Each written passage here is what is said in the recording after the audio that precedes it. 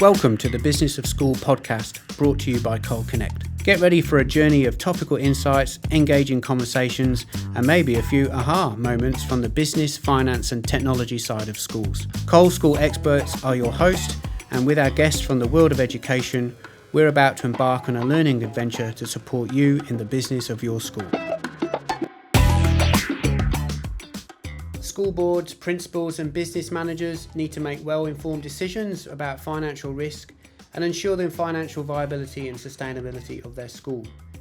Being able to convert large amounts of school data into easy-to-understand reports to help inform decisions about current and future financial health can be both difficult and time-consuming. With us today is our online guest, John Somerset, to chat about Somerset Education's key indicator scenario builder and how it is a game changer for schools navigating financial viability. Welcome, John, to the Business of Schools podcast. Yeah, thanks, Kenton, and thanks for having me along today. It's a delight to be with you. It's always a pleasure to chat with you, John, about schools. So before we start, maybe you could just tell us a little bit more about your research and development that you've been doing recently. Oh, thanks, Kenton. Yeah, it's an absolute passion of mine, as you know, financial sustainability of schools. So what is that? I guess that's the question. So what my PhD is doing is extending that research. And for the masters, I interviewed experts in the area of financial sustainability. But for my PhD, I'm actually going to individual schools and interviewing individual schools. So I'm cherry picking samples of schools that have been consistently financially strong, schools that have gone up and down financially, schools that have actually failed financially and perhaps closed. So I've selected different samples of schools to look at, okay, what are the key attributes of those schools that are performing really, really well and have really, really sound financial health. That must be fascinating. That's really interesting. Like you must find that there's a real broad section across the sector when looking at the schools. Like there is not one school that's the same. Absolutely, because as you know, I run the financial survey for schools. So I have about 600 schools each year in the survey, which represent about 70% of enrolments in independent schools across the country, Australia. And I have some New Zealand schools as well. So I'm blessed to be able to approach different types of schools, small, large, and as I said, failing schools or schools that have gone up and down or schools that are consistently strong, and really, really interesting information. Actually, yesterday I had a meeting with my PhD supervisors because pretty much I'll be finishing my PhD this year, pretty much, and presenting it next year. But we're getting very excited about the research and the outcomes. And how many schools to date have you been able to speak to and do that deep dive? Well, 6 schools so far, but I'll probably do another one. But as we discussed with my supervisors yesterday, from an academics perspective, I'm really reaching saturation in that I'm not getting any new findings. The same things are coming up as constant things as to why schools fail and why schools are strong. So what I want to do is obviously propagate amongst all the schools those things that make schools strong and keep the sector strong, because that's what my passion is. Yeah, so that's really interesting, even across a very wide range of different schools, different sizes from around the country. You're already beginning to see some common factors. Yeah, and I think that sort of feeds also into the scenario, the SCI scenario tool. But basically, there are 3 main areas where schools are, the attributes that are financially sustainable. Obviously, there's the financial outcomes of the school, which, are they generating an adequate surplus to both fund their debt and replace their assets?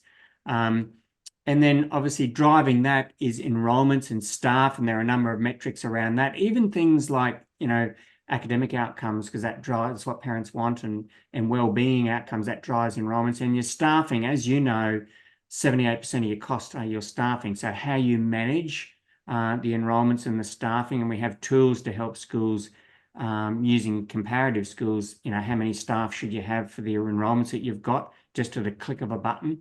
And then the final area, which is a very crucial area, which is management and governance. So really, really solid budgeting, timely and accurate reporting, but most importantly, forecasting. So I've found that the schools that are consistently financially healthy, they're doing forecasting all the time on the fly. Okay, well, what happens if our enrollments are, 5% down? How does that affect the finances? So the business manager is reforecasting the figures, giving that to the board and the principal and going, okay, what are we doing about it? The next step, which is a really important step, is actually responding to that. So, okay, our enrollments are down. What are we going to do about it? Classic example, beginning of last year, I was working with a school. Their enrollments were, at least 100 under. That took about $2 million out of their budget. They came to me in January of the year. So, they responded to it. Okay, what can we do to adjust our operations so that we don't basically run at a loss? And by year end, they had found $2 million worth of savings. So in the end, their surplus was where it needed to be able to fund their debt and ensure the sustainability of the So school. it's all the value of the exercise. It's just doing that exercise. Okay, if we don't do anything, this is the outcome we're going to get. But okay, that's the outcome. What can we do to prevent that? So getting onto it early.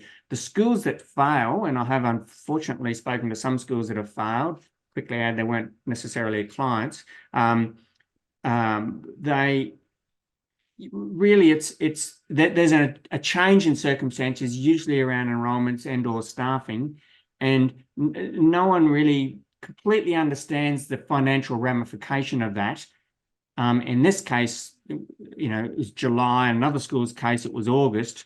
The July or June-July school could be saved. The August school couldn't be saved. It was too late. They'd run out of money. So it's that forecasting and getting onto it really, really early. So that's sort of what the research is teasing out. And that comes back to the management and the board and financial literacy of the management team, the principal, and obviously the business manager is going to have that, but also the board. So there are a lot of different aspects, but that's some really, really key things. Does that sort of help? Yeah, so the real takeout I get of that for all leaders of schools is to ensure you have got a process of rolling forecasts in there, that you are modelling every scenario you can think of that's going to have an impact on your school, and to make sure that you're using that in conjunction with your non-financial data to create a story for the decision makers. Like there's no point just presenting this as financial data, numbers, spreadsheets.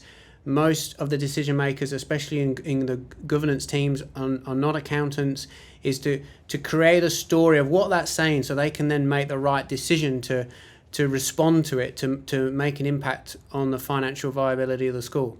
That's right. And in the end, my absolute passion and why I'm involved in all of this is the education of students and our future. That's why I do what I do. So, you can always save a school costs, but, how is that going to affect actually the outcome on the students? So all it allows you to do is put a critical piece of the puzzle into the decision making, which is, okay, these are the financial ramifications if we do this or if we do that. And I'll give you another example of that in a minute when I'm talking about the scenario ski scenario. And what about, John, the impact in your research? What have you seen as the impact of that non-financial data in throwing that into the mix? Has that been really important or not? Absolutely important, because in the end, what drives financial sustainability is enrollments, and then matching your staffing to those enrollments. So, and that's where schools generally get into trouble. They have a hiccup in enrollments, so enrollments are less than what they budgeted, but they don't adjust the staffing, which is 78% of your cost. Yeah. Seeing the correlation between the two. Yeah, all of a sudden they're running at a loss, and especially in small schools, if they leave it too long, it can sink the school. But totally, Kenton, almost 10 times out of 10 preventable. Yes, by using the right tools. And that's really what I want to do, is give schools really, really simple tools that you can use to quickly forecast this. So everyone's got the same magic powers, to be able to do this, not just the big schools with lots of resources, but even the smaller schools don't necessarily have those resources. What we're trying to do is give them the tools straight out of the research to allow them to do it irrespective and some, of size or the team. And small schools too, they might only have a part-time business manager and they're flat out running the school, never mind, doing forecasting and so forth. This Yeah. allows them to do it instantaneously. Yeah, what I like, the interesting you just said is that two things. First of all, a lot of these things are simple; they've just got to be done. But the impact of them is magic. Like it can have such a ginormous impact on the future of the school. And so I suppose it's just trying to encourage and educate everybody to what some of these simple tools are, and they then can talk about it with their stakeholders and decision makers about what a big impact this can have and why it's so important. That's right. So it's empowering the business manager, even if they're part-time, and the principal and the board, empowering them to make informed decisions, which, as you know, is our fiduciary and statutory duty in schools. So, John, in that previous part of the conversation, you talked frequently about tools for schools and what they can use.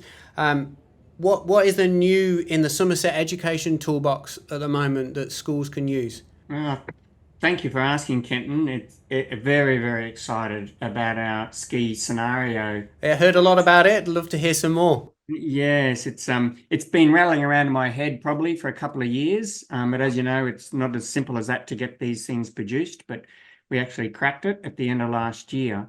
So, as you know, we run the financial survey for schools, which gathers a lot of financial information from about 600 schools every year. But an individual school can calculate a number of key ratios for their school, and compare them against other similar schools. They can also look at the trends in their key ratios. What I say from a financial sustainability point of view is you need to look at where you've been, where you are now, but where you're going. So some time ago, we developed what we call a Somerset Key Indicator ski report, which requires a lesser amount of data, just minimum data, to calculate the absolute key ratios around, operating surplus, is that adequate, around solvency, which is cash and reserves, and around asset replacement and debt servicing. So in those three areas, in that trilogy of profitability, solvency, and sustainability. Yes. So the idea is that schools can put up to 5 years worth of future data into the ski report, and it will calculate those key ratios, also compare them against similar schools. So it's got a benchmarking aspect to it as well. It has. It's got a benchmarking aspect to it as well. So that ski report's been around for a while, which is a great tool. But what the scenario ski report now allows a school to do, once they've populated the ski report, they can go into the scenario section and go, what if my enrollments are 10% less than budget? And it automatically, in front of their eyes, recalculates the profit and loss, reconciles the balance sheet and cash at bank, and then recalculates all those KPIs, and then recolor codes for risk analysis, literally instantly in front of their eyes. Powerful. That's brilliant. Very, very powerful. And Kenton, I wanted it to be simple. It is so simple. So it's something you could actually be sitting with on the screen in a board meeting, finance committee meeting, leadership with the principal, and you can talk through your scenarios and model them right in front of them in a format which they're already familiar with if they've been using your ski and your survey. Absolutely. And even if you're not a numbers person, the color coding is really, if the ski report's got a yellow, it's saying, hey, I want you to look at this. If it's got a green, it's saying it's all fine. It should be okay. And we've got two examples actually already using that in a board meeting. I was in a board, with a school in a meeting, and they said, look, can we, refurb the hall? It's going to cost, $5 million. Yeah. And I said, oh, I don't think so. But I went into the scenario ski, and you can actually put in there, you can actually increase the CapEx, capital expenditure, by 5 million, which is what I did in the year they wanted to do it. That took the money out of the bank, which showed them bank overdraft. Okay, well, we had to put in an extra loan. So put in the extra borrowed funds. It allows you to do all that. And it recalculated all the ratios, and actually they could do it. So literally we did that in a minute, in front. And the idea is that you've got all the key stakeholders there around the table. You can make those on the fly decisions, but it is only high level. So the idea is, okay, it looks possible. And then the business manager goes away and does the detailed budget. Previously, in most schools, as you'd know, you say, oh, in the board meeting, a school might say, well, can we do X, Y, or Z? And then the business manager go, yep, I'll go away and budget that. And they come back in a week or two after they've put it through the budget models and checked it all. The moment's gone, but it allows you to make that on the fly decision, sort of subject to shoring up the numbers through the detailed budget. I had another school the other day. They wanted to spend $10 million in a few years' time. And I put that in the scenario ski, and it was still coming up all yellow. And I said, you can't really do it. You can't afford it. Your debt levels are too high, etc. And we said, okay, what if? And they had a bit of an issue. When using the comparatives, I could see that they probably had maybe their staffing could be more efficient if they could. And I said, look, if you could improve your staffing in this area and this area, then that will increase your surplus, and then those yellows go to green. And we had all the key stakeholders in the room, including senior management team, and they said, we think we could do that. So literally on the fly in a meeting, you've got all the stakeholders and the people that are actually pulling the levers within the school going, yeah, I think we can do that. So therefore we can spend that $10 million in 2027. Very, very powerful. Honestly, it just brought a smile to my face because that's exactly what the tool's meant to do. Yeah, so very, very excited about it. Well, what it's also doing is just bringing together in that conversation the strategic thinking with the financial thinking, and going, if we go down this journey, if we make this strategic decision, what does it look like, from a dollar's point of view, and then it's a very easy way to go. Yes, that's worth exploring more. Yes, let's look into this more. Let's try and find the resources. Let's get everyone on board for this. Or the other way, you can easily see, that's just not going to work. Let's not waste our time on that. Let's try and find another option. What does that look like? And that makes those meetings a lot more constructive, doesn't it? Constructive and fun. It's very enabling. Fun with numbers. It is fun because it's, actually we can do this, or actually no, okay, we can't do that. And the beginning of our conversation, we talked about that it's the business of education. So you can always save costs, but how's that going to affect the students? So if you've got those key stakeholders in the room, they might say, look, we absolutely can't adjust staff to that level, so forget it. But in this case, they said, actually, I think we could. And that might be by just holding staff as enrolments grow to get your ratios where they need to be. And then that produces the adequate surplus to be able to fund that capital expenditure program that they wanted to do. But literally, you can do it instantaneously. It basically reduces days to seconds. That's what it does.